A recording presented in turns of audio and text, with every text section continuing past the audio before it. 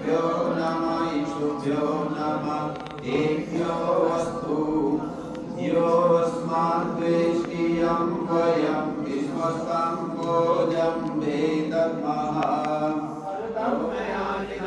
अपने भक्त जनों को भगवान दीजे यही विशद वरदान। अपने भक्त जनों को भगवान दीजे यही विशद वरदान। इतीश्वर स्तुति प्रार्थनोपासना अस्मिन् सदस्ति अद्युतरस्मिन् विश्वे देवाः यजमानस्य सीदः। ॐ मयन्तरित्मयात्मा धस्मवदस्मचिदवधयं तस्मां सजया अशुभिर्ब्रह्मवर्चसी नाना तेन समेधया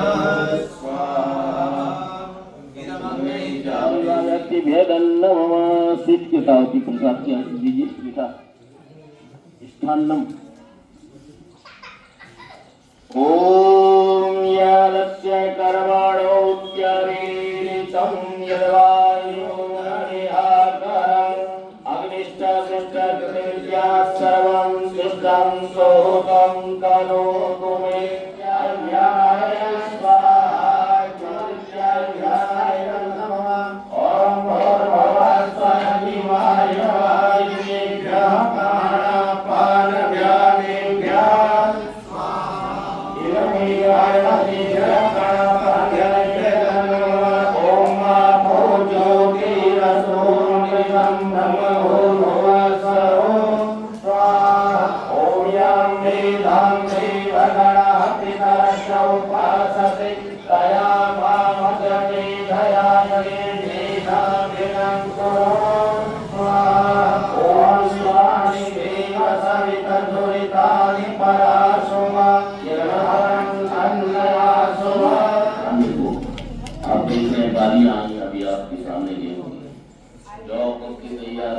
चना भी आ रहे हैं, मटर भी है। इस समय की जो प्रमुख हमारे देश की फसल है वो तैयार हो रही है। ये आज का पर्व किसान के घर पर नया अन्न आने वाला है। इस खुशी में ही ये पर्व मनाया जाता है। पर्वेति पूर्यति आनंदेति की पर्वः, वह त्योहार, वह अवसर जिसमें आनंद की प्राप्ति हो, सुखानुभूति हो, हर्ष हो, खुशी हो। आप और हम सभी किसान परिवार के लोग हैं और वास्तव में छोटा सा बच्चा भी, हमारी माता बहनें भी जब लहराती खेत फसल देखते हैं तो स्वतः अंदर से ही आनंद की तरंग उठती है।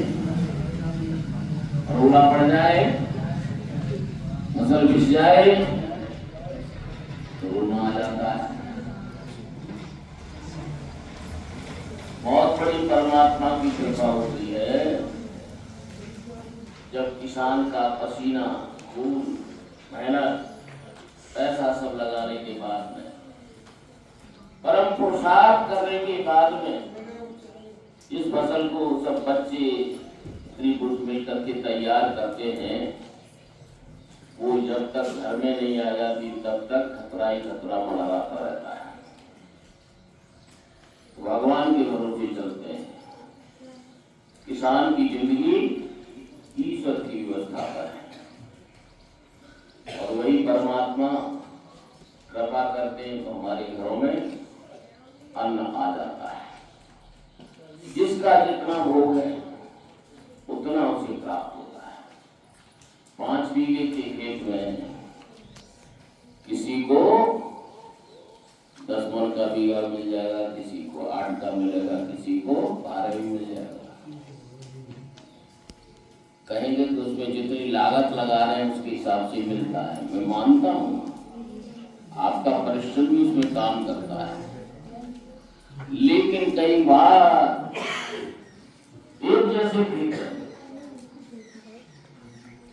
लेकिन कभी कभी कभी किसी किसी खेत में इतना बढ़िया मक्का हो जाता है कि सारे पूरे इलाके को पछाड़ देता है। धान की भी ये स्थिति बन जाती है। तो ये सब चीजें ऐसी हैं जिनको आप समझा कीजिए। सब की सब जो है आपका पुरुषार्थ भी काम करता है, लेकिन साथ साथ परमात्मा की व्यवस्था भी इन सब में जुड़ी हुई है। इसीलिए हम ईश्वर पर भरोसा करके चलते हैं, उस पर पूरा विश्वास करते हैं। इसलिए परमात्मा की कृपा से हमारे सब खेत लहला है। इसलिए हम अपने ये खुशी का अवसर आया है इस पवित्र आर्य समाज में बैठ करके ब्रह्मा कोठी में। ये ब्रह्मा कोठी आर्य समाज कोठी क्या है? आर्य समाज के क्षेत्र में बहुत सी आर्य समाज जगह, लेकिन ब्रह्मा कोठी की बड़ी चर्चा रहती है। देव धनाधन प्रचार में और इसको जो चमका दिया है। अब ये चमकाना आपका यहाँ पर काम विशेष रूप से यह है कि इनके पुरुषार्थ को आप और हम सभी मिलकर के सार्थक करें। देखो हमारी इच्छा एक विशेष रहती है कि हमने इस नई पीढ़ी को अगर संस्कारपूर्ण बना दिया तो इस आर्य समाज की स्थापना का उद्देश्य सार्थक होगा।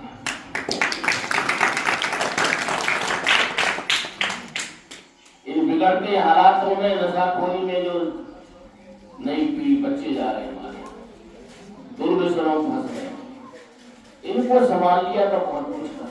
आपको पता होगा अच्छी तरह से।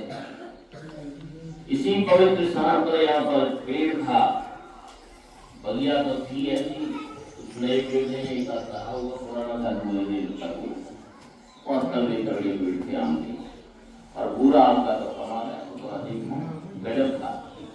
सबका खंड का खेल था।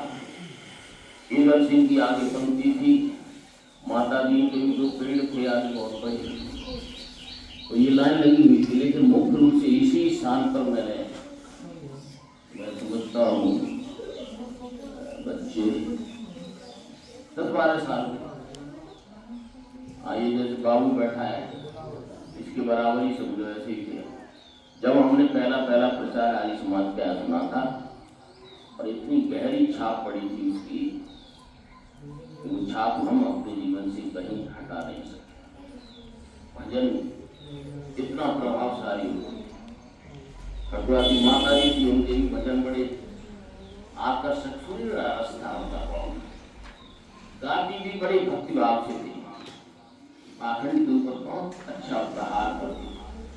मुकुट सिंह थे और बाहर से किशोरीलाल पंडित जी का मैजिक आर्टन का कार्यक्रम कमाल का होता था। रात्रि वो जब नशे के खिलाफ, शराब के खिलाफ बताते थे, दो लोग शादियां कर लेते, उनके खिलाफ बोलते थे, वो भी खींचतान होती थी पत्थर देगी। जब देखते थे उसको बड़ा भारी प्रभाव होता था। देखो इस जगह पर ये बहुत पवित्र स्थल है और इस बार ये इसमें और 4 चरण लगा दिए। स्थायी रूप से ये यज्ञशाला बना दी आपके लिए, यहाँ बैठ करके आप हवन कर सकते हैं। तो मैं एक ही बात कहूँगा आपसे, आज की इस पर्व पर हम सभी मिलकर के संकल्प लें, बच्चे भी, हमारी माता बहनें भी और सभी नौजवान भी, कि हम इस स्थान से निरंतर निर्माण का काम करते रहेंगे। भवनों के निर्माण अपने स्थान पर है। और मुंबई से आए अमृतपाल शास्त्री, अभी प्रोग्राम भी थोड़ा लेट फिल्म से शुरू हो पाया, पर ये है पहुंच गए, अच्छी बात है। तो ये मुंबई से आए इसी काम के लिए, ये भी प्रचार प्रसार की देन है। इन्होंने भी ऐसे ही कानून से, सत्संगों से, शिविरों में जा करके शिक्षा पाई और आज मुंबई की सबसे पहली आर्य समाज, जिसमें बहुत बड़ा समारोह होने जा रहा है। अभी यज्ञ तो शुरू हो गया 4 मेलों का, और 29-30 को बहुत बड़ा कार्यक्रम होगा जिसमें देश विदेश के लोग आएंगे। तो उसके आप वहाँ पर धर्माचार्य वीरपाल शास्त्री जी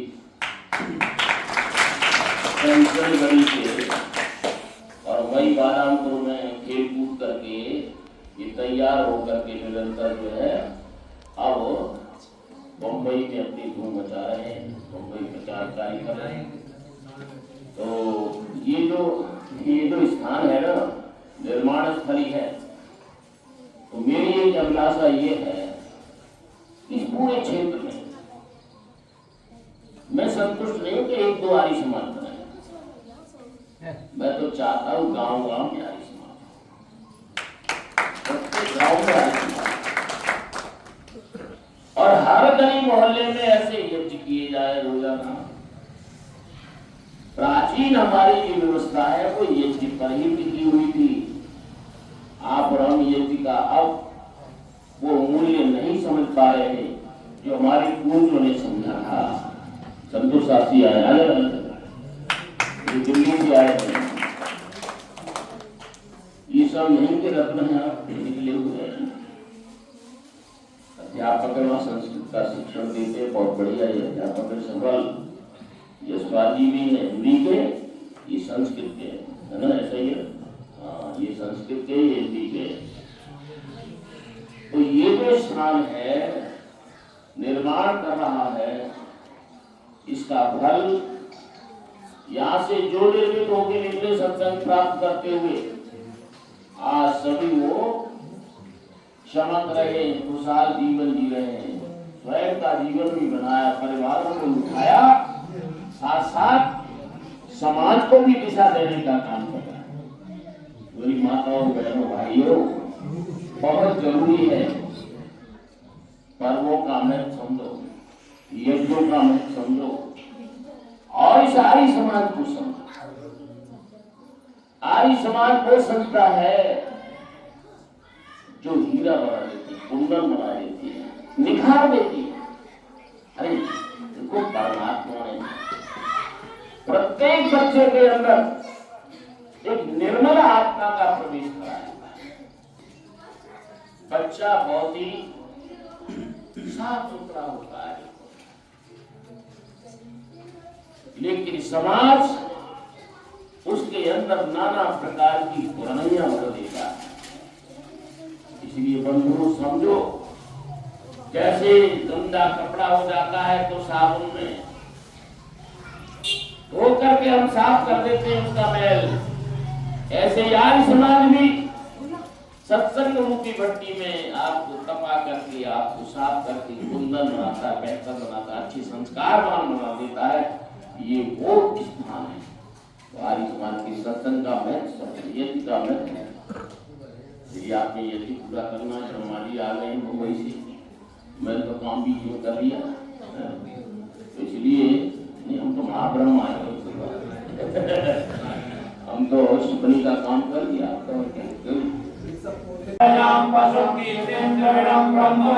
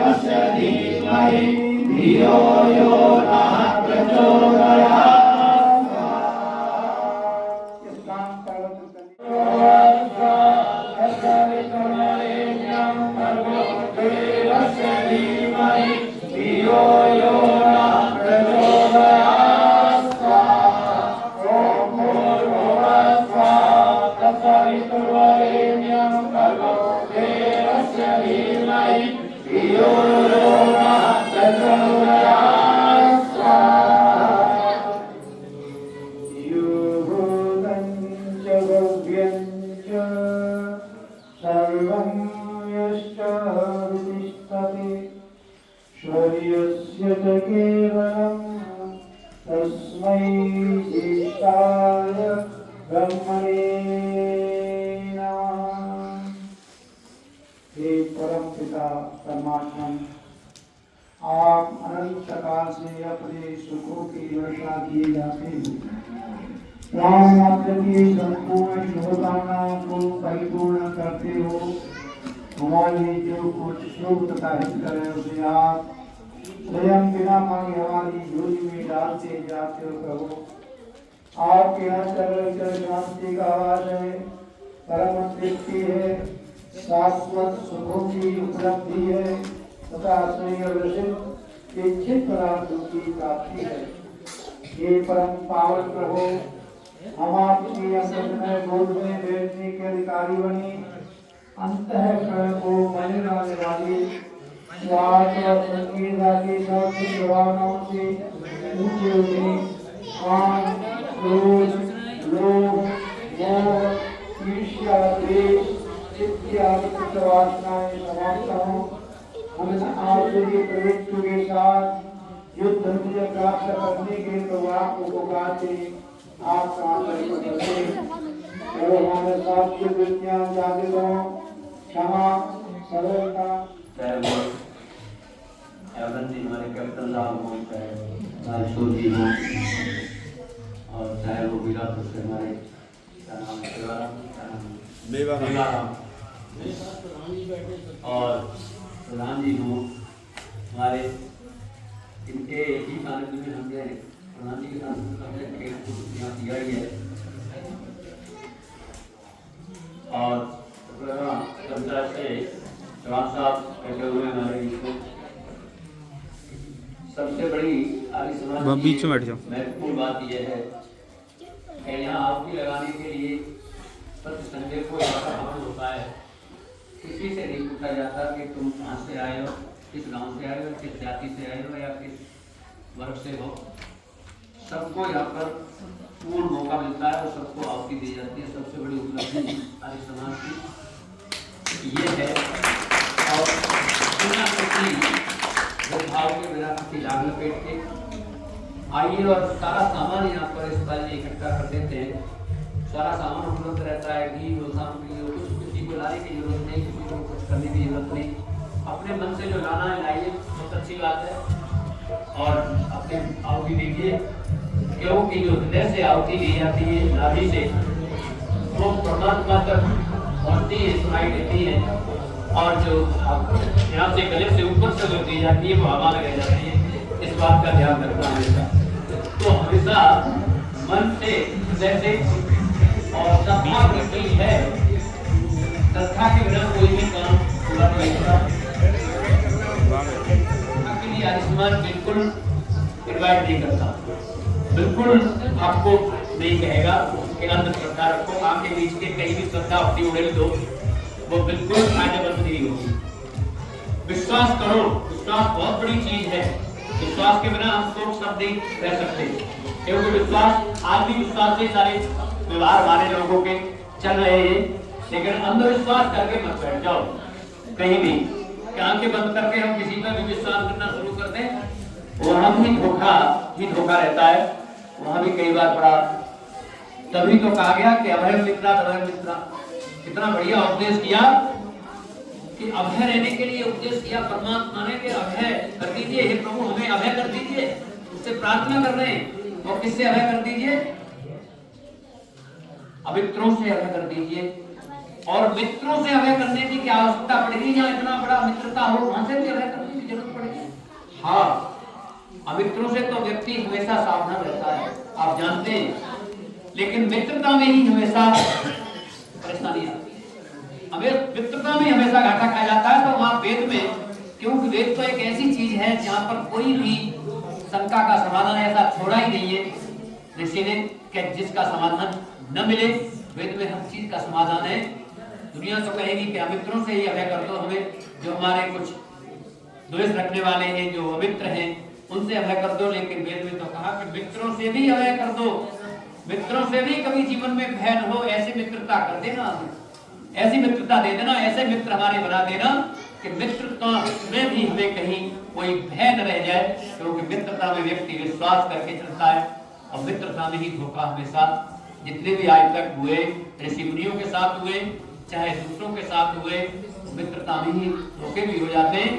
तो विश्वास करो, लेकिन अंधविश्वास बिल्कुल नहीं करने के चलना चाहिए। और ये नई पीढ़ी जो बैठी हुई है, बहुत ही महत्वपूर्ण, इनका एक उज्जवल भविष्य है और आर्य समाज का भविष्य है। ये हमारे सारे समाज का भविष्य है, ये पूरे गृहस्थ आश्रम का भविष्य है, हमारे पूरे समाज के लिए ये भविष्य है। और देखो, बहुत बढ़िया एक बात शायद सुनी भी हो तुम लोगों ने कभी, बच्चों, जब बच्चे अच्छे बन जाते हैं और बच्चे ठीक से ज्ञानवान बन जाते हैं तो माता पिता को कितना आनंद आता है, वो मैं थोड़ा सा बताता हूँ, फिर अपनी वाणी को विराम। एक जगह ऐसे ही कथा चल रही थी। आजकल कथाएं भागवत की बहुत होती हैं, वेदों की कथा तो कहाँ, और भागवत वाले भी अगर भागवत ठीक से पढ़ना शुरू कर दे तो मालूम कर नहीं जाएगा, मेला उतर जाएगा ही नहीं, कोई बैठेगा ही नहीं। वो तो नाच गाने की वजह से थोड़ा बैठ जाते हैं लोग, भीड़ भाड़ हो जाती है, तो वैसे कोई नहीं जाएगा। अगर ठीक से भागवत का श्लोक बोल के उसका शुरू करते सुनाना तो आप लोग बैठेंगे ही नहीं, सुनेंगे ही नहीं, करेंगे कहाँ नहीं, सिर दर्द हो रहा है, बैठेंगे। तो क्योंकि सबसे ज्यादा आलस्य और सबसे ज्यादा नींद भजन में और पढ़ने में ही, इन दो चीजों में ही सबसे व्यक्ति ज्यादा आलस और नींद का शिकार होता है। ये दो चीजें ऐसी हैं, एक तो भजन, भजन में पता नहीं कहाँ दिए बैठे हुए लोग, यहाँ की दुनिया दिमाग में आएगा और नींद भी आ जाएगी। और बहुत ज्यादा नींद का अगर स्वाद लेना है तो किसी का बहुत कठिन उपदेश सुन लो, वेद की कथा ठीक से, किसी कठिन व्याख्यान सुन लो तो अपने आप नींद पीछे वाले आराम से हो जाएंगे। तो मैं कह रहा था कि बच्चों का भविष्य, बच्चे अच्छे बन जाए तो माता पिता को कितना बड़ा स्वर्ग महसूस होता है।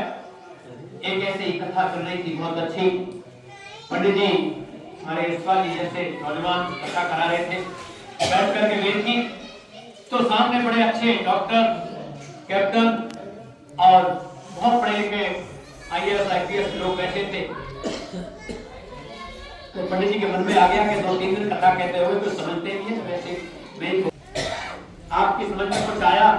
हाँ जी, सुनता रहता हूँ मैं पूरी तरह से। तो फिर 2 प्रश्नों के उत्तर आप बताएंगे? उन्होंने कहा कि बताएंगे जरूर, बताइए क्या प्रश्न है।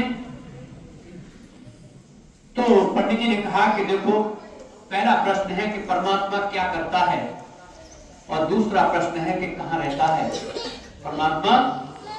तो अब तो वो चक्कर पड़ गए कि डॉक्टरों को, IPS IAS को क्या जीवात्मा परमात्मा से ईश्वर से क्या लेना देना है, तो अपने काम से काम रहता है, कहाँ भजन में इतना टाइम कहाँ इनको भजन करे, पूजा करे। तो वो बड़ा व्यक्ति बड़ा विचलित, बड़ा परेशान हो गया, टेंशन में पड़ गया कि ये तो बड़ा मामला अटका दिया इन्होंने।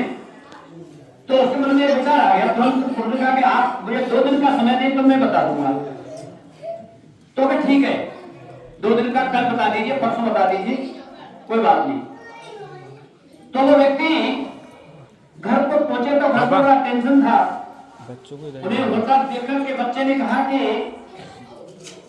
पापा क्या बात है, आप टेंशन में क्यों हुआ? क्या टेंशन में क्या है, तुम्हारे लिए कोई बात नहीं, तुम अपना काम करो। तो उन्होंने कहा कि नहीं बताइए, आप भोजन भी नहीं कर रहे हो, ठीक से आप कैसे दिख रहे हो, आंदोलन से दिख रहे हो। बहुत जब बच्चा पीछे पड़ा तो उसने कहा कि वो व्यक्ति बोला कि देखो ऐसे ऐसे आज एक फंदा पड़ गया है, और कथा में पंडित जी ने बड़े प्रश्न तो पूछ लिए मेरे से, मुझे तो पता नहीं। अब उन्हें क्या पता था कि बालक गांधी जी के संग आर्य समाज के सत्संग में जाता रहता है हर संडे को, और वो बैठता है, कथा सुनता है, बड़ा आनंद लेता है। बच्चों को बहुत अच्छा, बच्चों को तो ये ऐसे कि भजन याद होता है, हम लोग तो हाथ भूल जाते हैं, आजकल अपने लोगों को याद नहीं होता। तो उसने कहा ये क्या प्रश्न है, क्या तू बताएगा? हमें बता दूंगा ना, ये तो मैं चलूंगा कभी आपके साथ, परमात्मा कहाँ रहता है और क्या करता है। तो वो अनमने ढंग से बोले कि चले ठीक है, अब जाने कह रहा है, चलना मेरे साथ। उन्हें विश्वास तो नहीं हो रहा था कि बच्चा कहीं बेइज्जती कर पाएगा, निश्चित रूप से चलो देखी जाएगी जो भी होगा। जब बालक पहुंचा और वो भी पहुंच गए साथ में, उन्होंने कहा हाँ जी बताइए, उन्हें तो पूरा इंतजार कर रहे थे कि बताइए आगे प्रश्न कैसे बताइए, करके लाए कुछ हल। अरे कि जी ऐसे प्रश्न हमारे यहाँ बच्चे बता देते हैं, हम तो कोई बड़ा प्रश्न तक कभी पूछना हमको तो तो अपने थोड़ा सा उन्होंने अपना दिखाया बच्चा, तो बच्चे बता देते हैं कि हाँ, बच्चे बता देते हैं हमारे यहाँ तो ऐसे प्रश्नों के उत्तर तो कहाँ है वो बच्चा कि ये बैठा है ना, पूछिए आप, तो आप बताएंगे? हाँ जी मैं बताऊंगा, आप पूछिए। बच्चा खड़ा हो गया, बच्चे ने कहा कि थोड़ी सी मेरी बात भी सुनेंगे आप? कि हाँ। उसने बुला लिया अपने पास में, पंडित ने बुलाया उनको, उस बच्चे को, तो बोले के बताइए तो तुम क्या कहना चाहते हो? कि मैं ये कहना चाहता हूँ कि आपकी थोड़ी सी रीति गलत है कि आए नहीं और आपने प्रश्न दागना शुरू कर दिया, न पानी का पूछा, न बैठने के लिए कहा, न कुछ कहा, ये तो गड़बड़ है, वैसे अच्छा नहीं लगता। तो उन्होंने तुरंत, पंडित जी को थोड़ी बेइज्जती सी लगी और उन्होंने तुरंत घंटी मारी और नौकर को बुलाया और दूध आ गया एक गिलास में, और क्या दूध लो, चलो दूध पियो और तब बताना। तो ठीक है जी। अब बच्चा बैठ जाता बड़ा सतर होकर के स्टेज पे। उसने कहा ठीक है बताऊंगा जी। बहुत देर तक उंगली घुमाता रहा दूध में और फिर कहा कि ये तो दूध मेरे पीने लायक नहीं है जी। तो क्या बात है? दूध तो बहुत बढ़िया, गाय का दूध है और बढ़िया दूध है। क्या मैं तो मक्खन वाला दूध पीता हूँ जिसमें मक्खन हो, मैं ऐसा दूध नहीं पीता बिना मक्खन का। तो कह रहे बेवकूफ, मक्खन तो इसमें है लेकिन दिखता नहीं है किसी को। मक्खन तो इसमें है लेकिन मक्खन की प्रक्रिया करनी पड़ेगी, जमाना पड़ेगा, पिलोना पड़ेगा, फिर मक्खन थोड़ा निकलेगा। मक्खन तो है इसमें। तो पंडित जी एक प्रश्न का उत्तर तो हो गया आपके का। अब कैसे हो गया कि जैसे दूध में मक्खन नहीं दिखता है जरूर, ऐसे ही परमात्मा है सब जगह लेकिन दिखाई किसी को नहीं देता है। बहुत अच्छा बता दिया उसने, ठीक है हो गया क्या? हाँ हो गया। तो पंडित जी चक्कर पड़ गया। पंडित जी ने कहा ये तो मेरे से इसने करवा लिया, प्रश्न का उत्तर भी दिलवा दिया और फिर कह रहा है कि उत्तर हो गया और वास्तव में हो गया। तो जैसे गुरुजी जैसे दूध में मक्खन दिखाई नहीं देता लेकिन है जरूर, ऐसे ही परमात्मा किसी को दिखाई देने की चीज नहीं है। परमात्मा सब जगह है, सर्वत्र है, सर्वज्ञ है। तो अब उसने कहा कि दूसरा प्रश्न बताइए आप गुरुदेव। तो उसने कहा कि देखो, फिर बात उसने कहा कि फिर मेरी एक बात सुन लो कि दूसरा प्रश्न हाँ तो परमात्मा करता क्या है? तो उसने कहा कि आप ये बताइए कि 50% तो पास हो गया हूँ, 50% नंबर तो 33 में पास होते हैं। 2 प्रश्न थे आपके, एक तो मैंने हल कर दिया, एक रह गया, अब फिर भी हो जाऊंगा तो कोई बात नहीं, छोटा हूँ। फिर कहा कि नहीं, फिर दूसरी बात उसने और कही कि अब मुझे ये बताइए कि आप गुरु बन के पूछ रहे हैं या शिष्य बन के पूछ रहे हैं? तो कह रहे ये क्या कह रहा है मेरे से? तो कह देखिए गुरु बन के पूछ रहे हैं तो आप स्टेज पे ठीक बैठे हुए हैं, ठीक जगह पे सही है। और अगर शिष्य बन के पूछ रहे हैं तो गुरु शिष्य नीचे बैठा है और गुरु ऊपर बैठे तो भी शिष्य ऊपर बैठा है तो गड़बड़ है। तो एकदम वो झुंझलाने और उन्होंने कहा ले मैं नीचे बैठ जाता हूँ, चल ऊपर तू आ जा, अब बता माइक पे आ जा। तो ताली बजा के बालक बोला कि ताली बजा दो, ये दूसरे प्रश्न का उत्तर हो गया। परमात्मा यही करता है दिन रात 24 घंटा कि नीचे वाले को ऊपर बिठा देता है और ऊपर वाले को नीचे बिठा देता है। जो हवाई जहाज में चलने वाला हवाई चप्पल पे चल पड़ता है, कभी ऐसा भी समय आ जाता है और हवाई चप्पल वाला हवाई जहाज में जाता है। तो निश्चित रूप से परमात्मा हर समय 24 घंटे उसका यही काम है कि सबको न्याय व्यवस्था उसके हाथ में रहती है और वो फल सबको जैसा का तैसा सबको बांटता रहता है, देता रहता है और सर्वज्ञ है, कण कण में व्याप्त है, कहीं ढूंढने की जरूरत नहीं है। कहीं कुंभ तो तुम्हारे घर में ही है। अभी कुंभ का भी तो बहुत बवंडर रहा, 1 महीने से बड़ा भारी, कुछ बुराई कर रहे हैं, कुछ अच्छाई दे रहे हैं, कुछ कर रहे हैं। तो अभी भी वहाँ 968 लोगों का लिस्ट चली हुई है। वो खोया भूला भागा क्या विभाग बनाया है, तो उसमें लोग तो निश्चित रूप से कहीं जाने की जरूरत ही नहीं है। इतने बढ़िया सारे काम हमारे घर में ही है। दैतीति देवता, देने वाले को देवता कहते हैं, वो देवता घर में रहते हैं और हम लोग पूछते फिरते हैं, तमाम इधर उधर भागते फिरते हैं लोटा लिए। तो देवता पूजा वही है जहाँ जिस चीज की जरूरत है वहां पर उसकी पूर्ति कर देना पूजा कहलाता है। पूजा पीठ पूजा भी होती है और पेट पूजा भी होती है, दोनों पूजाएं, नाम दोनों का पूजा है लेकिन अर्थ दोनों का भिन्न है। दुष्ट व्यक्ति अगर होता है तो उसकी पीठ पूजा की जाती है और अच्छे व्यक्ति की पेट पूजा की जाती है।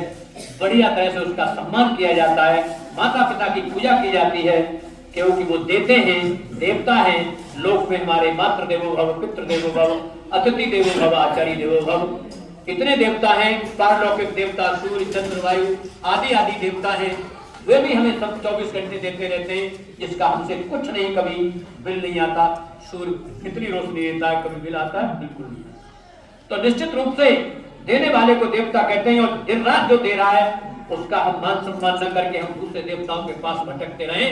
तो इन बच्चों को हम यही शिक्षा दे रहे हैं। इनमें जो बच्चियां हैं 2-2 घर संभालेंगी, एक घर नहीं 2 घरों का उद्धार कर देंगी अगर संस्कार ठीक से, क्योंकि संस्कार में दूसरे संस्कारों से व्यक्ति ऊंचा बनता है और कुछ संस्कारों से व्यक्ति नीचा बनता है। जाति से कोई न ऊंचा है, न कोई नीचा है, न कोई बड़ा है, न कोई छोटा है। संस्कार जिसके अच्छे हैं वो ऊंचा बन जाता है। वो संस्कार जिसमें है, क्योंकि अभी अग्नि में आहुति दे रहे थे और अग्नि में आहुति दे करके, घी की आहुति दे करके अग्नि को ऊपर उठा रहे थे और प्रार्थना कर रहे थे कि जैसे परमात्मा ने हमें अग्नि में आहुति दे करके ऊपर को इसको उठा रहे हैं, ऐसे ही हमारे बच्चों में, हमारे परिवार में ग्रत रूपी अच्छाइयों की आहुतियां बढ़ती रहे, ताकि अग्नि की भांति हमारे सब बच्चों के जीवन ऊपर को, हमारे परिवार का जीवन ऊपर को उठता रहे, कभी पानी की तरह नीचे न जाए।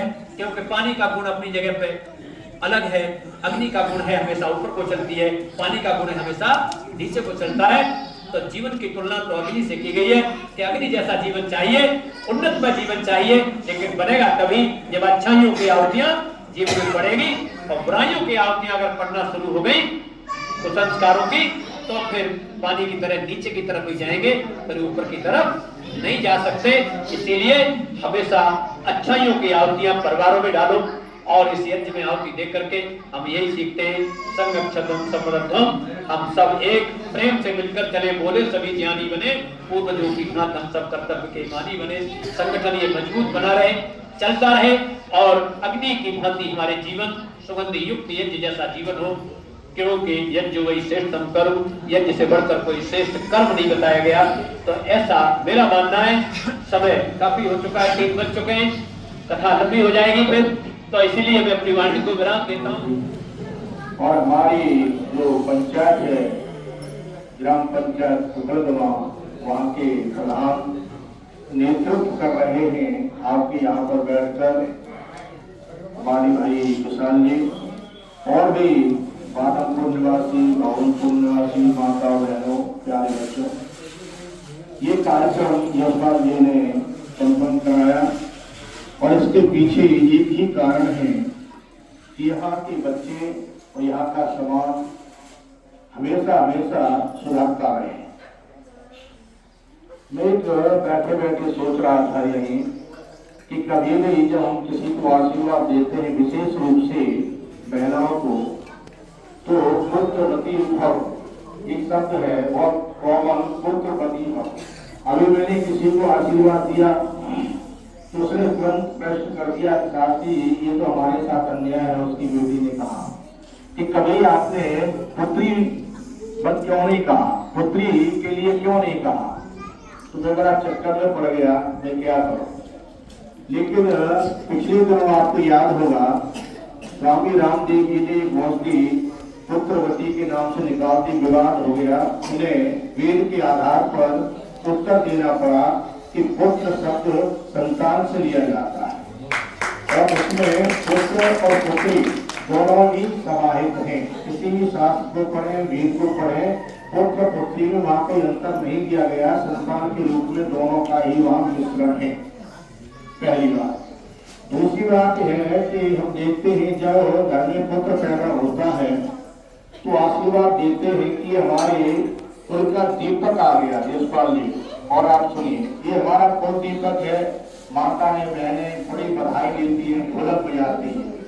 और मैंने देखा है कि जब पुत्री हो जाए तो विशेष रूप से जो सास हो घर में या दादी हो, उसकी मुस्कुराहट चली जाती है। माता पिता तो ये सोचते हैं कि भाई जो भी परमात्मा ने दिया है स्वीकार है, हम अपने कर्तव्य का पालन करेंगे। लेकिन कुछ माता निराश हो जाती है। अगर पुत्र आपका आत्म दीपक है तो पुत्री आपकी दहलीज का दीपक है, ध्यान रखें। अभी जो हमारे आचार्य की बात रही कि वो 2 परिवारों को संभालने वाली होती है, इसीलिए उसे धोता भी कहा गया है कि वो 2 परिवारों का हित करने वाली होती है। जो परिवार में जन्म लेती है, कहते हैं ना, मरते दम तक ये उम्मीद रखते हैं कि मेरी बेटी कोई एक भी कदम गलत न रखे, जिससे मेरे जीवन में कोई भी अभ्यास हो। और जिससे परिवार के अकेला होता है तो जाता है।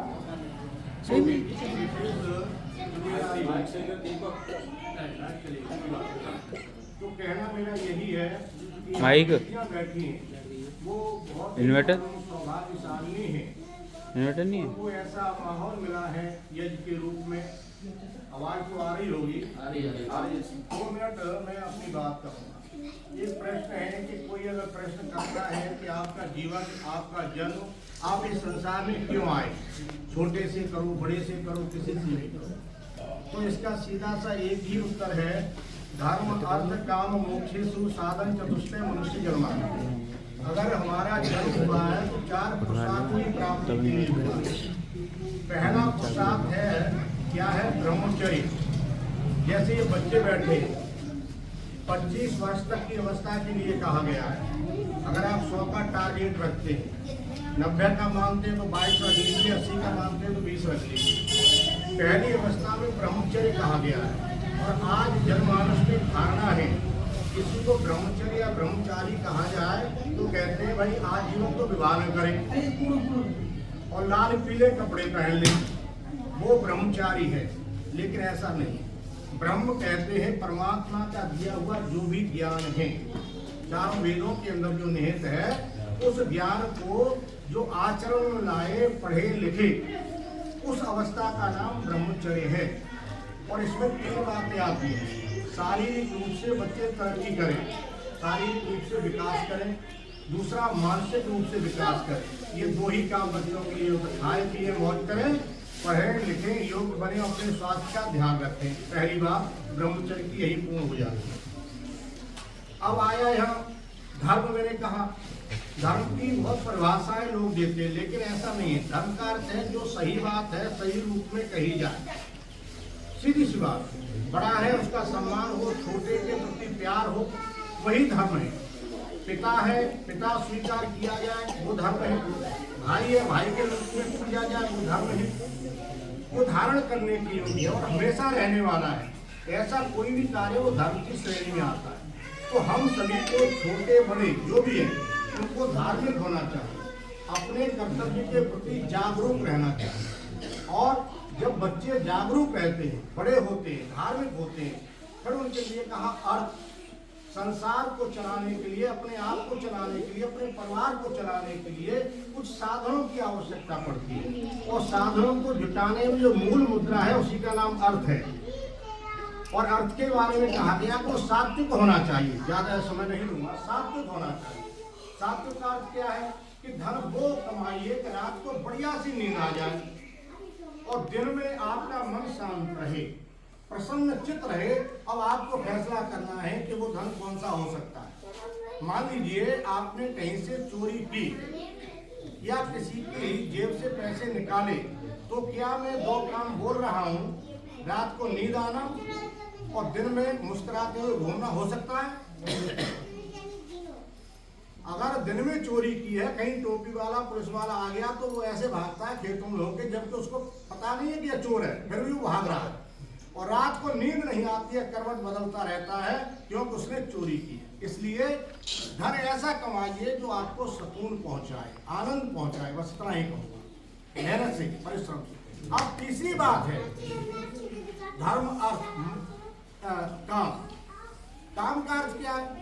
ये है कि जैसे हम लोग बड़े होकर गृहस्थी में जाते हैं तो संतान की उत्पत्ति करते हैं और उनको पालन पोषण उसी धन से कीजिए। आजकल बहुत चर्चा है कि हमारे बच्चे हमारी बात नहीं मानते।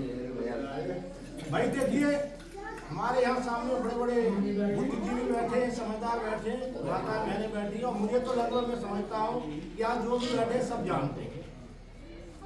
कोई ऐसा नहीं लगता कि नहीं जानता। उसका एक कारण है कि मेरी माता जी का जन्म यहाँ हुआ, यहाँ से 400 मीटर दूरी पर है, तो वही मेरा निर्माण अच्छा हो गया, इनका बड़ों का आशीर्वाद मिला। और यही, और हमारे आचार्य जी कह रहे हैं विपाल जी के मेरा भी यही हुआ। तो हम तो भाई पवित्र भूमि है हमारे लिए, और हम तो इस भूमि के हमेशा हमेशा रेडी रहेंगे। ठीक है, रेडी रहेंगे। दूसरी बात अब आई कि मैं तो ठीक हो गया, संस्कार अच्छे मिल गए। अब मुझे चिंता थी अपने बच्चों की, तो बच्चे भी इस हवन कुंड से 100 मीटर की दूरी पर मान लेंगे बच्चों को, तो बच्चों का भी निर्माण ठीक हो गया। और मैं समझता हूँ मेरे बच्चे तो इतने बड़े हो गए, गोपियां हो गए और बात बढ़िया तरह से मानते हैं। आज तक मुझे तो कभी जवाब नहीं दिया कि पापा आप क्या कर रहे हो, मुझे कभी नहीं कहा। तो मैं गौरव से कह सकता हूँ, अपनी बात को अपने ढंग से कह सकता हूँ कि जो माता पिता अपने बच्चों का अपने परिश्रम के द्वारा निर्माण करते आज जीवन वो बच्चे आपके आज्ञाकारी होंगे। लेकिन अधर्म से कमाइए, पीकर सो जाइए, बच्चों का ध्यान मत दीजिए। अगर फिर उसी बात को कहते हैं तो बच्चे हमारी बात नहीं मानते, वो बच्चे आपकी कदापि बात नहीं मानेंगे, चाहे आप कुछ भी करते रहिए। सीधी सी बात है। तो धर्म और मोक्ष के बारे में किसी को कुछ नहीं पता। मोक्ष क्या है मेरे विचार से तो ये है कि मैं घर से यहाँ आया, अब घर पर कोई भी सामान कहीं भी छोड़कर आ गया, मुझे चिंता नहीं है। चिंता इस बात की नहीं है कि मेरे घर का हर सदस्य होता है वो हर चीज को व्यवस्थित करके रख देगा। अगर मुझे वहां की चिंता रहती कि मेरा मोबाइल रह गया, मेरा कोई सामान रह गया, तो मैं यहाँ रहते हुए भी यहाँ नहीं रहता, मेरा मन भटकता, शरीर केवल यहाँ होता। इसलिए कहा कि मेरा मन भी यही रहे और शरीर भी यही रहे। ऐसी अवस्था में जो हमेशा प्रभु का भजन करता है, यज्ञ इत्यादि शुभ कार्यों में अपना मन लगाता है, निश्चित रूप से उसको परम पद मोक्ष में प्राप्त होता है, जिसके लिए कामना की जाती है। तो मैं इतना ही कहूँगा कि बच्चे मेहनत करें, परिश्रम करें और माता पिता के नाम को रोशन करें। और होली का पर्व है, होली का पर्व हमारे आचार्य रामकिशोर जी बहुत अच्छा सुनाते थे। राम स्वरूप जी हमारे गांव से बहुत बढ़िया सुनाते थे, बड़ा दृष्टांत देकर सुनाते थे। भाई आज तक जो हो गया, क्योंकि मन दुविधा में रहता है, मुंडे मतलब है ना भाई, हमारे जितने शरीर जितने परिवार के सदस्य हैं, कोई बात मानता नहीं मानता है, कहा सुनी नहीं हो जाती है घर में, परिवारों समाज में। कहते हैं होली के दिन सब कुछ भूल जाइए, अग्नि ने स्वाहा कर दीजिए और नए सिरे से नया बोझ लेकर, जैसे शास्त्री ने कहा नई फसल आ गई है तो भुने हुए गेहूं को फेंक दीजिए। भुने हुए गेहूं चैत्र मास में कोई घर में नहीं रखता। इसी तरह से किसी भी बुराई को, मन मुटाव को अपने मन से निकाल दीजिए, अग्नि में झोंक दीजिए और नया बोझ तेज लेकर आगे अपने संस्कारों को बढ़ाइए, अपना काम कीजिए, तो बच्चे भी खुश रहें, बड़े भी प्रसन्न रहें। यही मेरा कहना है और मैं बच्चों को अपनी ओर से बहुत बहुत आशीर्वाद देता हूँ। और भाई यशपाल जी का पुनः धन्यवाद इसलिए करता हूँ कि ये जागरूक है। मैं कहता हूँ इतने जागरूक हम नहीं। सुबह फोन किया, मैंने कहा कि भाई मैं तो 1:30 बजे घर पहुंचा हूँ, बड़ी भीड़ भाड़ थी, थक गया हूँ। 5 बजे लाइट चली गई, हमारे प्रधान जी को पता है 5 बजे चली जाती है, मच्छर काटने लगे। तो यशपाल जी बोले भाई आप तो 1:30 बजे आए थे, मैं तो 3:30 बजे आया हूँ। तो मैंने कहा बस तो इनकी हिम्मत ज्यादा है तो मुझे चलना चाहिए। जब पता लगा कि वीरपाल जी हमारे भ्राता जी ये तो सुबह ही आए और सीधे ही आ रहे हैं, तो मैंने कहा जब इतने दूर दूर से लोग आ रहे हैं तो मेरा अपना कर्तव्य बनता है, फर्ज बनता है आने का। तो मैं भी आने के लिए एक दिवस हो गया और मैं यहाँ आया। मैं आप सभी का बहुत आभार व्यक्त करता हूँ इन्हीं शब्दों के साथ। और हमारे शास्त्री समय पर आने पूरे वर्ल्ड की जो इंटरनेशनल पुरोहित लीग है, पूरी दुनिया के जो आर्य समाज के पुरोहित हैं, उनके जो पुरोहित सभा के प्रधान हैं। और इससे बड़ी खुशी की बात ये होगी कि वो चुनाव हुआ था, दिल्ली में बहुत बड़ा चुनाव था, पूरे देश से पुरोहित आए थे, बंबई से, हर जगह से आए थे वहां पर पुरोहित। और विधिवत रूप से उसमें जो कोषाध्यक्ष के पद पर चुनाव हुआ, सार्वदेशिक आर्य पुरोहित सभा के कोषाध्यक्ष वे आचार्य अभयदेव शास्त्री जी चुने गए। एक बार जोरदार तालियां उनकी बजा दें।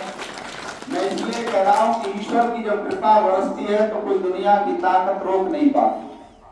वहां जितने लोग बैठे थे, हम लोगों को छोड़ करके, जो एटा अलीगढ़ के पंडित थे वो तो जानते थे कि आचार्य प्रेमपाल शास्त्री के भांजे, लेकिन जो महाराष्ट्र से, बिहार से, पता नहीं कहां से जो आए थे, उनमें से कोई नहीं जानता था कि आचार्य जी के ये भांजे। लेकिन उनको आर्य पुरोहित सभा का, सार्वदेशिक आर्य पुरोहित सभा का कोषाध्यक्ष चुना गया। तो बोलो ऐतिहासिक होली है कि नहीं? आर्य पुरुष सभा, सार्वदेशिक आर्य पुरुष सभा के प्रधान, उसके कोषाध्यक्ष दोनों जने उपस्थित हों। और पहली आर्य समाज मुंबई की जो शास्त्री बताया था, काकड़वाड़ी आर्य समाज की शाखा है मुलुंड, उसके जो मुख्य पुरोहित हैं आचार्य वीरपाल शास्त्री, जिन्होंने यज्ञ करा। एक बार जोरदार तालियां बजाकर उनका अभिनंदन करें। और दिल्ली में आर्य समाज जय जय कॉलोनी जो अशोक बिहार के पास है, वहां के जो मुख्य धर्माचार्य भाई संतोष कुमार शास्त्री जी यहाँ पर स्वयं यज्ञ में उपस्थित रहे। ये बहुत ऐतिहासिक दिन है। और इसके साथ एक बहुत बड़ी खुशी की बात यह है कि हमारे बीच में हम हर बार कोई न कोई मुख्य अतिथि के रूप में होली पर जरूर बुलाते हैं। आज हमारा सौभाग्य है कि हमारे जो मुख्य अतिथि हैं वे हमारे निकटतम पंचायत पिपलगवां जो पंचायत है, पिपलगवां के नाम से आप जानते हो तो खटुरा जो पंचायत है बहुत बड़ी पंचायत है क्षेत्र की, वहां के जो प्रधान है आदरणीय भाई विशाल चौहान जी हमारे बीच में मुख्य अतिथि के रूप में उपस्थित हैं। मैं चौहान साहब से निवेदन करूंगा कि वो आगे आ जाएंगे इस बार, आदरणीय विशाल चौहान जी। और मेरे क्लास फेलो रहे, 10वीं के पेपर हमने संग संग बैठ के दिए थे। आप जानते हो क्लास फेलो कैसी मित्रता होती है। भाई धर्मेंद्र चौहान जी वो भी मुख्य अतिथि से कम नहीं है, क्योंकि विशाल चौहान जी को लाने वाले वो हैं यहाँ पर। तो एक बार धर्मेंद्र चौहान जी के लिए जोरदार तालियां बजा दें। मैं निवेदन करूंगा 1 मिनट के लिए आप यहीं पर आ जाएं। भारत माता की। देखो वैसे तो हर प्रधान विशाल होना चाहिए, जिस प्रधान का हृदय विशाल नहीं वो काय का प्रधान है, पर ये पिपलगवां का सौभाग्य है तो वहां के तो प्रधान ही विशाल चौहान है। भाई धर्मेंद्र चौहान जी उनके साथ आ जाएंगे। और हम सबके जो सम्माननीय हैं, बहुत आदरणीय है। और इस मंदिर में आप देख रहे हो, जैसे मैंने जब आप लोग आए थे तो बताया था कि इसकी एक एक ईंट मिस्त्री श्रवण कुमार जो रामपुर के निवासी थे उनके हाथ की लगी हुई है। और इस मंदिर की नींव से लेकर के और दूसरी मंजिल तक अगर कोई ईंट का अद्धा भी लगा है तो वो माननीय श्री श्रीनिवास यादव जी भट्टे वालों के यहाँ से ईंट आई है। एक बार जोरदार तालियां बजाकर उनका अभिनंदन करेंगे। मैं निवेदन करूंगा विशाल चौहान जी को प्रधान बनाने में भी आपका योगदान है, तो आप आज यहाँ आशीर्वाद के समय जरूर आ जाएं। माननीय श्री श्रीनिवास यादव उनसे निवेदन यहाँ पर आ जाएंगे। एक बार जोरदार तालियां बजा दें। लालगढ़ी तक आवाज जरूर जानी चाहिए। तो लालगढ़ी से चल के आए, आप अंदाजा लगा सकते हैं कितना प्यार है। और मुझे जहां तक याद है, जिस दिन से 2010 से आर्य समाज की स्थापना हुई है, कोई होली ऐसी नहीं हुई जिसमें माननीय श्री श्रीनिवास यादव जी यहाँ पर उपस्थित न हो। एक बार जोरदार तालियां बजाकर उनका अभिनंदन करेंगे। आप बस देखिए, सुख और दुख जीवन के 2 अंग हैं। हमारे भगवंतपुर में बहुत ही नौजवान बल्लू जो अजंती सिंह मामा के सुपुत्र थे, उनका इस वर्ष दुखद निधन हो गया है। हम उन दिवंगत पवित्र आत्माओं को श्रद्धांजलि अर्पित करेंगे जो पिछले वर्ष होली पर हमारे बीच में थे, इस बार नहीं है। हमारे आदरणीय श्री राजेश जी और मुकुट सिंह जी सब जानते हैं भगवंतपुर के, उनकी पूज्य माता जी 2 दिन पहले उनका दुखद निधन हो गया है। दोनों पुण्यात्माओं का हम स्मरण करते हैं।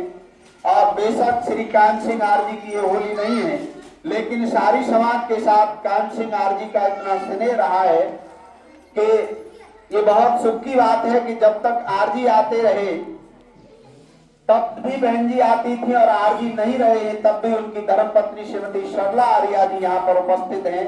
मैं उनका हृदय से धन्यवाद करता हूँ। और इस बार हमारी बहुत हानि हुई है। हमारे जो सार्वदेशिक आर्य पुरुष सभा के प्रधान है माननीय प्रेमपाल शास्त्री जी, उनके बड़े भाई माननीय श्री सरनाम सिंह फौजी साहब, बहुत प्रेम था उनका। और मैंने तो सबसे पहले उन्हीं को बाबा कहना शुरू किया, क्योंकि खेत यही थे। वो इस बार हमारे बीच में नहीं रहे। हमारे राहुल, उनकी धर्मपत्नी स्वर्गीय राधा, मोहरपाल सिंह के सुपुत्र विनोद कुमार हमारे बीच में नहीं रहे। श्री रमेश चंद जी की पूज्य माता जी मई बादामपुर से हमारे बीच में नहीं रही। पदम सिंह जी की धर्मपत्नी भी हमारे बीच में नहीं रही। मंगल सिंह जी, मुन्ना लाल जी की धर्मपत्नी, उनका भी इसी वर्ष दुखद निधन हुआ है। स्वर्गीय पृथ्वीराज मिस्त्री साहब, स्वर्गीय राम बेटी जी, धर्मपत्नी श्री मोहर सिंह जी, और बहुत ही नौजवान होनहार बेटा औसान सिंह के प्रिय सुपुत्र का इस वर्ष दुखद निधन हो गया। गुलाब सिंह जी जो हमारे बहुत ही निकट इस आर्य समाज के साथ में रहे हो, वो इस वर्ष नहीं रहे। और पप्पू जो नगला परसी के हैं, वो भी हमारे बीच में 10 पुण्यात्माएं पिछले वर्ष होली पर हमारे बीच में इस वर्ष नहीं है। हम सब मिलकर के 1 मिनट में सब पुण्यात्माओं को श्रद्धा सुमन अर्पित करेंगे, श्रद्धांजलि अर्पित करेंगे और भगवान से प्रार्थना करेंगे, ईश्वर आपका आशीर्वाद सब पर बना रहे, उनके प्रियजनों पर बना रहे, इस दुख को सहन करने की शक्ति परमात्मा उनको प्रदान करें। 1 मिनट तक सबने मौन होकर के उनको श्रद्धा सुमन अर्पित करेंगे। अपना परिचय भी देंगे, क्योंकि अब तो आप हमेशा सत्संग में आती हैं, आपका परिचय आपकी योग्यता होगी। दुनिया का सबसे बड़ा इंट्रोडक्शन आपकी योग्यता से होता है। आप अच्छी योग्य बन जाएंगी तो सारी दुनिया में यहाँ का नाम होगा। और मैं तो बहुत भाग्यशाली रहा। मैं कई बार सोचता हूँ कि पिताजी ने और माताजी ने, मैं कई बार भावुक हो रहा हूँ, उस पर आप ध्यान मत देना।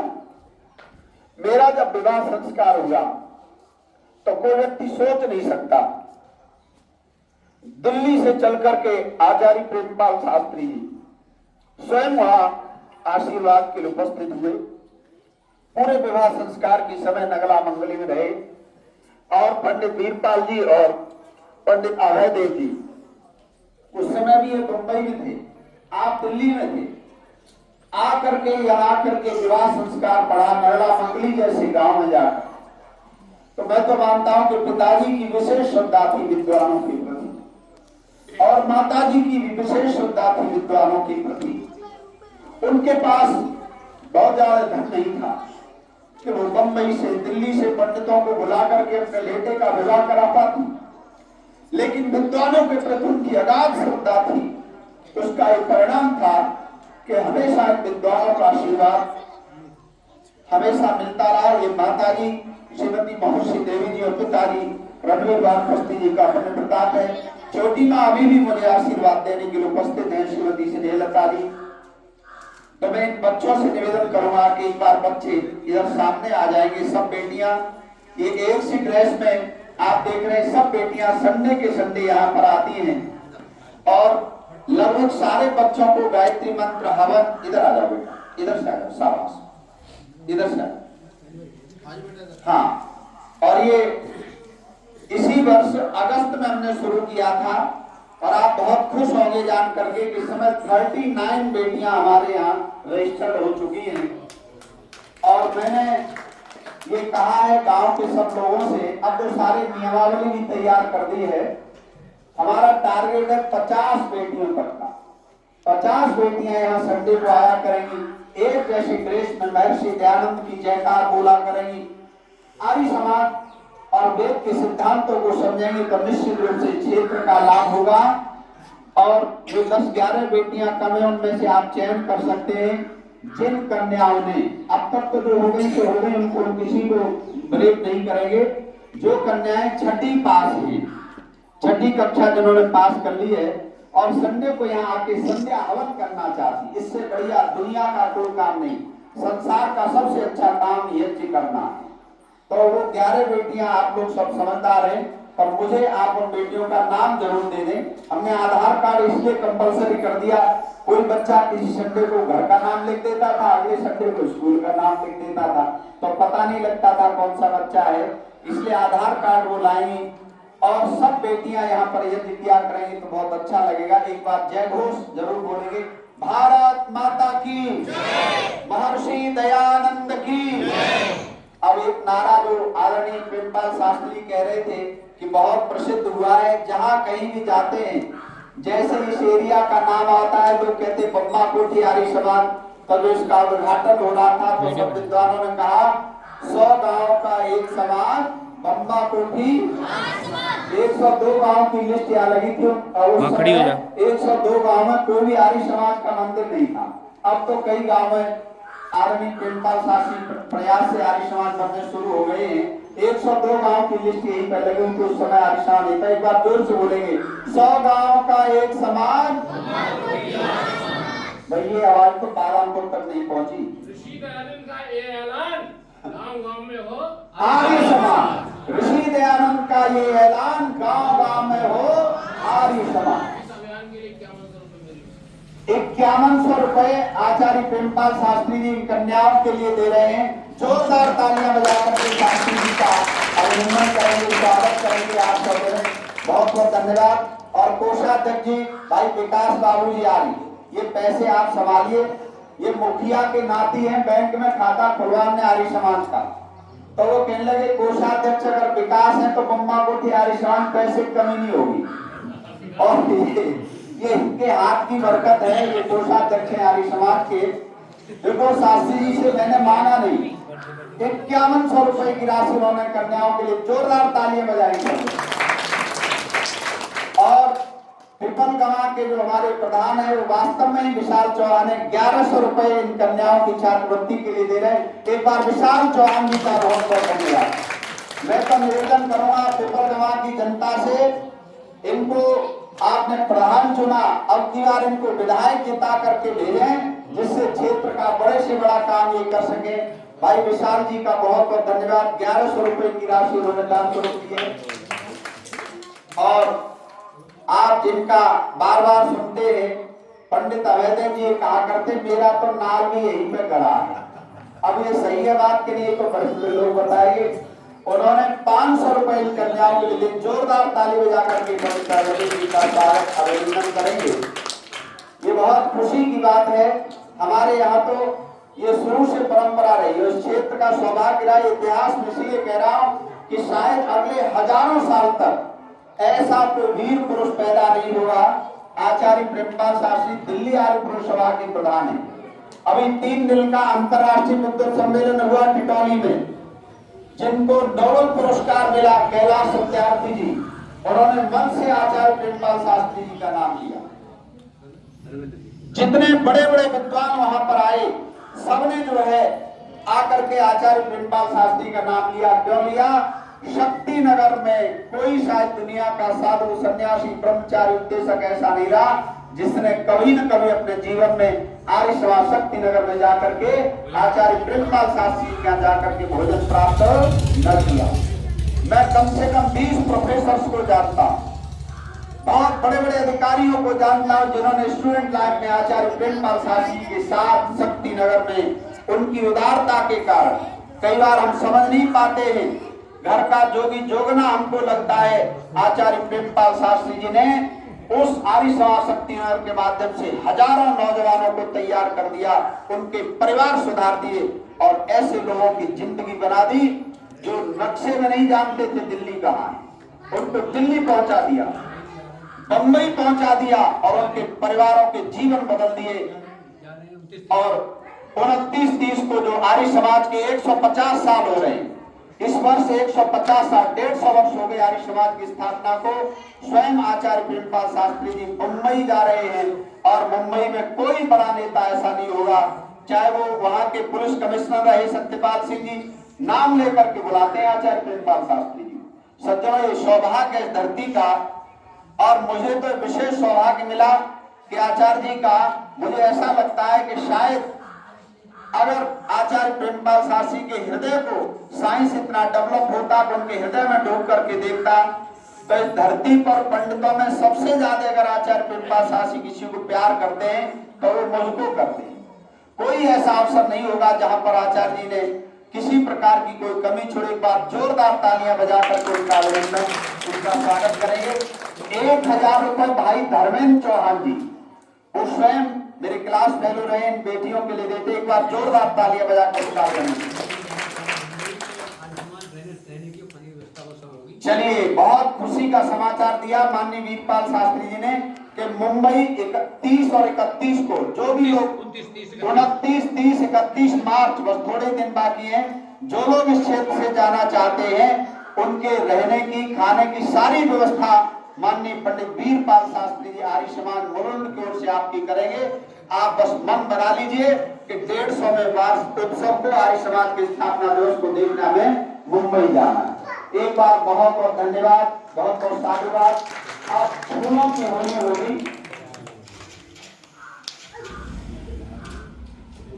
देखिए, बहुत ही सुख की बात है, जिस यज्ञशाला में आप बैठे, जब इसका शिलान्यास हो गया तो आप जानते धरती के सब काम ढंग से होते। तो मैंने वकील साहब आदरणीय बलवीर सिंह यादव जी अस्वस्थ हैं, आ नहीं पाए, इस वजह से मैंने कहा चाचा जी आर्य समाज बनना है। कहने लगे यज्ञशाला में जितना सामान मिलेगा, सरिया लगेगी, तुझे चिंता करने की जरूरत नहीं, सामान पहुंच जाएगा। मैं 8 दिन बाद यहाँ आया तो पता लगा वकील साहब ने सारी सरिया, सारे सामान का प्रबंध करा दिया यज्ञशाला बनवाने के लिए। माननीय बलवीर सिंह यादव तो अस्वस्थ होने की वजह से आज यहाँ पर नहीं है, पर उनके सुयोग्य पौत्र प्रिय वेदांश, उनके पोते हैं वेदांश, एक बार जोरदार तालियां बजाकर के वेदांश को आशीर्वाद दें। और ये मैं अपना दुपट्टा वेदांश को इसलिए देता हूं, मैंने शुरू में कहा था काली दाढ़ी वाले नौजवान बहुत अच्छे लगते हैं। प्रिय वेदांश यहाँ पर स्वयं उपस्थित है, ये सुपौत्र है माननीय श्री बलवीर सिंह यादव जी के, और उनके पुत्र भी यहाँ पर आए श्री संजीव कुमार यादव जी, और बलवीर सिंह यादव जी का पूरा परिवार, उनके भतीजे माननीय उदयभान सिंह यादव जी, राकेश यादव जी यहाँ पर स्वयं उपस्थित हैं, उनके भाई सत्यदेव जी यहाँ पर स्वयं प्रधान है वो आर्य समाज के, लेकिन उनके भतीजे भी यहाँ पर, उन्होंने 2100 रुपए 2100 रुपए इन कन्याओं के छात्रवृत्ति के लिए दिए हैं। अब तो 50 से भी ज्यादा आप लड़कियां कर देंगे तो कोई दिक्कत नहीं, इतना पैसा आएगा, मैंने एक पैसा छूना नहीं। तो और भी बेटियां यहाँ पर आना चाहेंगी तो उनका स्वागत, उनका अभिनंदन रहेगा। अब जो है फूलों की होली की परंपरा है, फूल बिल्कुल तैयार है, वो होली जगह जगह पुष्प रख दिए जाएंगे, आप फूल एक दूसरे के ऊपर फूलों की वर्षा करके होली का अपना आशीर्वाद, अपना आनंद लेंगे। पर मुख्य अतिथि माननीय विशाल चौहान जी से निवेदन करूंगा क्या जो 2 शब्द जरूर यहाँ पर कह दे। भाई विशाल चौहान जी, इतने नौजवान प्रधान भी कम देख लोगे आपने, एक बार जोरदार तालियां बजाइए। भाई ये तालियां तो भगवत को नहीं पहुंची, आवाज जानी घटुआ तक, जोरदार तालियां।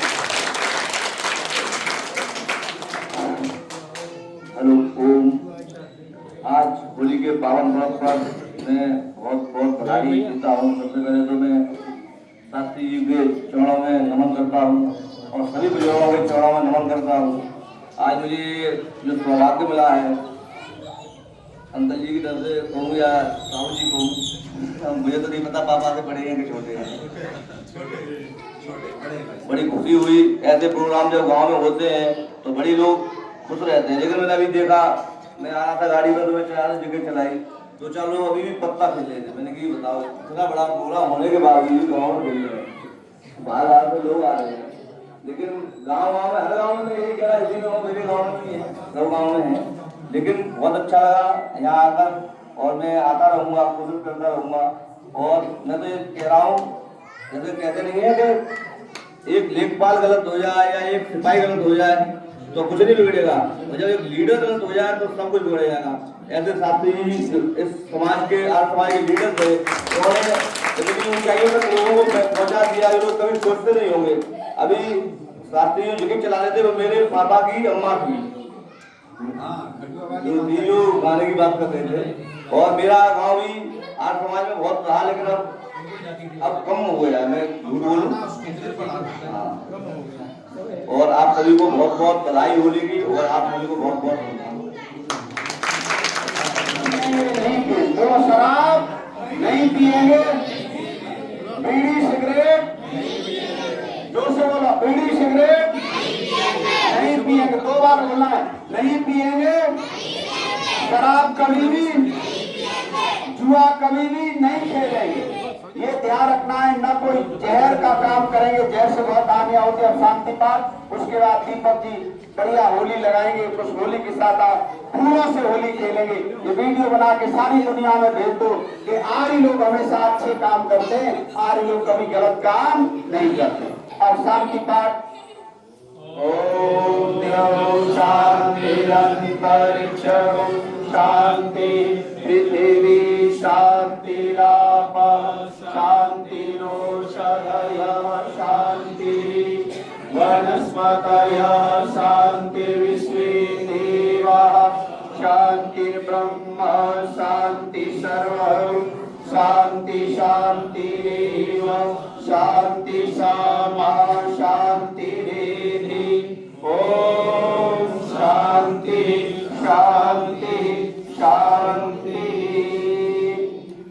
सत्य सनातन वैदिक धर्म की, गुरुवर विजयानंद जी की, महर्षि देव दयानंद जी की। भाई दयानंद जी के जन्म को 200 साल हो गए, डबल ताकत लगाओ इस बार। महर्षि दयानंद की, मर्यादा पुरुषोत्तम श्री रामचंद्र जी की, योगीराज श्री कृष्ण महाराज की, भारत माता की, गौ माता का, आर्य समाज, वेद की ज्योति, ओम का झंडा, वैदिक ध्वनि।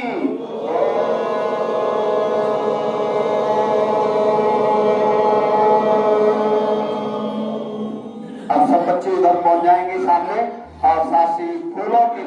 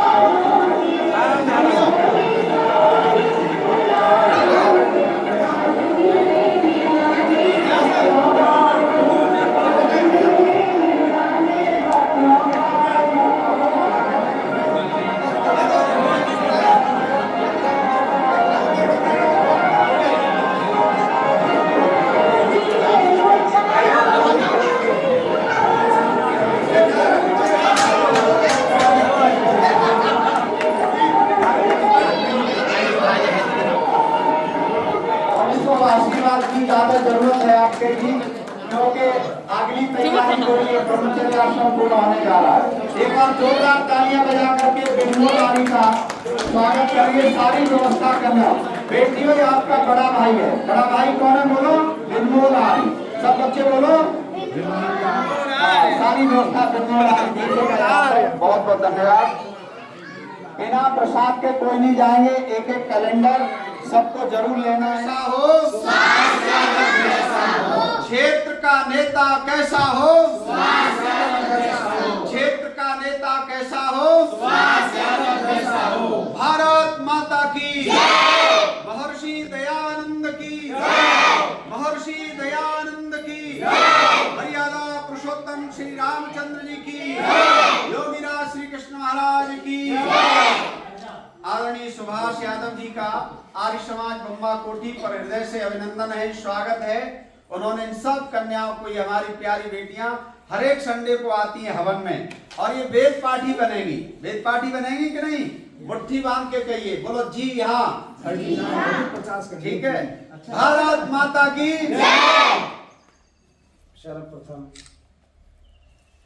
आर्य समाज के संस्थापक पूज्यपाद दयानंद सरस्वती जी के पूज्य चरणों को वंदन करते हुए,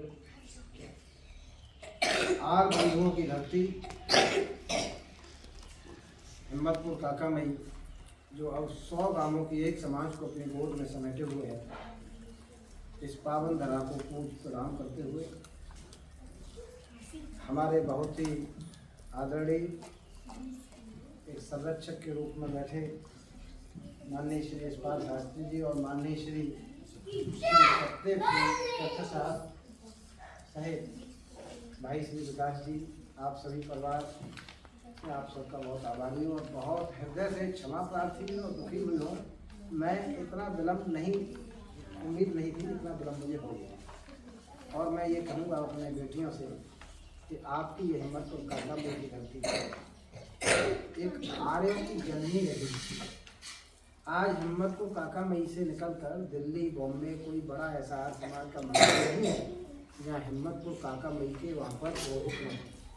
और ये आप लोगों की जो पौध है, नर्सरी है, इसे देख कर ऐसा लग रहा है कि ये श्रृंखला बहुत आगे तक जाएगी। अभी आदरणीय साहब ने कहा कि अभी तो 39 हुई है, मुझे 50 करने हैं। ये जो जज्बा है आपका, इसको श्री दयानंद सरस्वती जी की जो प्रतिभा है वो निश्चित रूप से आपको बल देगी। और 50 नहीं संभव है किसी दिन ये श्रृंखला 101 की भी होगी मेरी एक्टिविटी।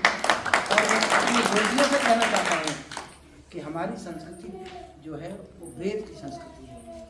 हमारा जो संस्कार है वो वेदों के संस्कार है। ये वो पावन काम है जिसे आप हर संडे को करने आती हैं।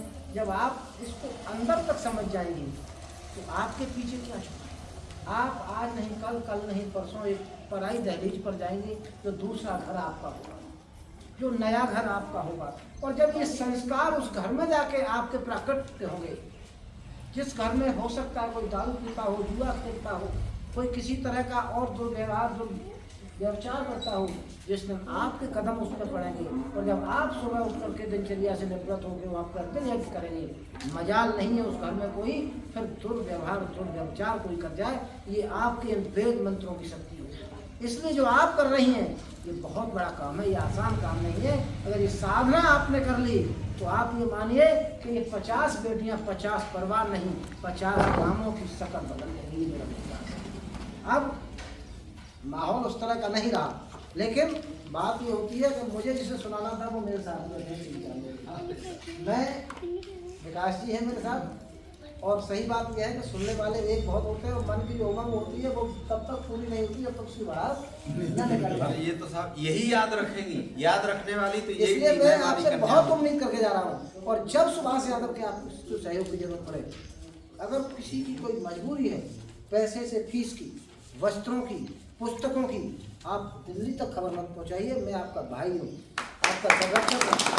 मैं इस ये मिसाल में वचन देके जा रहा हूँ आपको कि इस जो वेद मंत्रों की ये एक श्रृंखला है, जो एक नर्सरी है, इसके लिए मुझसे जो भी हो सकता है मैं आपके साथ हूँ, मैं आपके कार्य हूँ। आप चाहो तो मेरा नंबर लिख लो, रात में 1 बजे कॉल करोगी, मेरी हर सेवा आपके साथ रहेगी। बहुत सुंदर।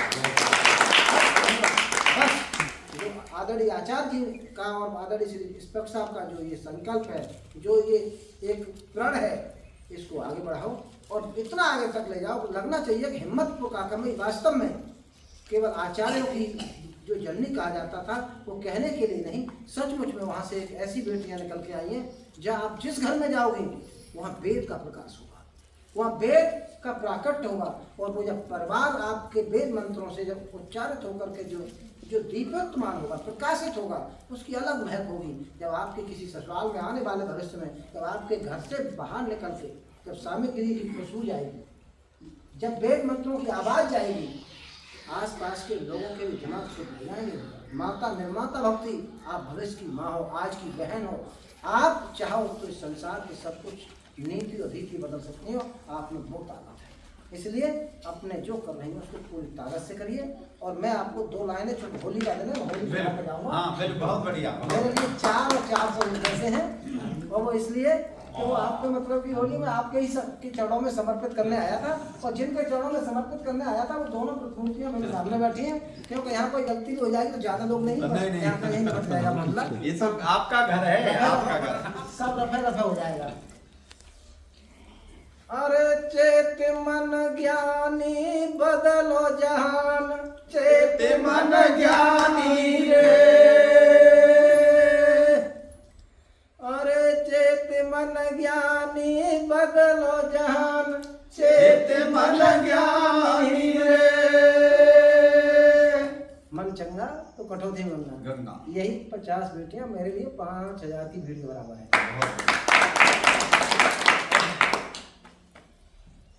सोचेत मन ज्ञानी बदलो जहान, चेत मन ज्ञानी रे।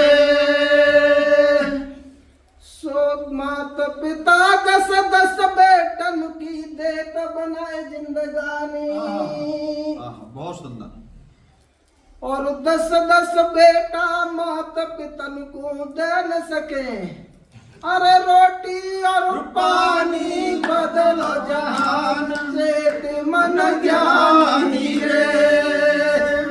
अरे रोटी और पानी बदलो जहान, चेत मन ज्ञानी रे। और अगली कड़ी है बहुत बढ़िया। के भीगो चूहा देख दो, सो भीगो चूहा दुखी देख के हंसा पंख छुपानी। हाँ भीगो चूहा दुखी देख के हंसा पंख छुपाने और समर्थ भव तो पर कतर न लागो कुटल की चाले। अरे हंसा नहीं जानी बदलो जहान सोच मन ज्ञानी रे। अरे हंसा नहीं जानी बदलो जहान सोच मन ज्ञानी रे। और अगली कड़ी है, सो गुरु शिष्य की रीत ओ भैया जगत में बड़ी पुरानी। बहुत सुंदर। और जगत पिता ब्रह्मा से बढ़ के गुरु की महिमा। अरे वेद पुराण बखानी बदलो जहान सोच मन ज्ञानी रे। और आगे मैंने कुछ अपने लिए लिखा कि सो तुम्हारी सेवा और सम्मान में मेरी बीती सभी जवानी। आज घर घर नेता पैर छू रहे ऐसी लिख गई। अरे अमिट कहानी बदलो जहान सोच मन ज्ञानी रे। अरे अमिट कहानी बदलो जहान सोच मन ज्ञानी रे। और अंत में जो शास्त्री जी के श्री चरणों को समर्पित है आदरणीय बाबू जी को, किसो काहे को गर्व करे काया पैजे रहनी नहीं जवानी। सो काहे को गर्व करे काया पैजे रहनी नहीं जवानी। और जे काया एक दिन धूल मिलेगी ताज न जाए। अरे ये भूमि वीरानी बदल जहान सोच मन ज्ञानी रे। अरे सोच मन ज्ञानी बदलो जहान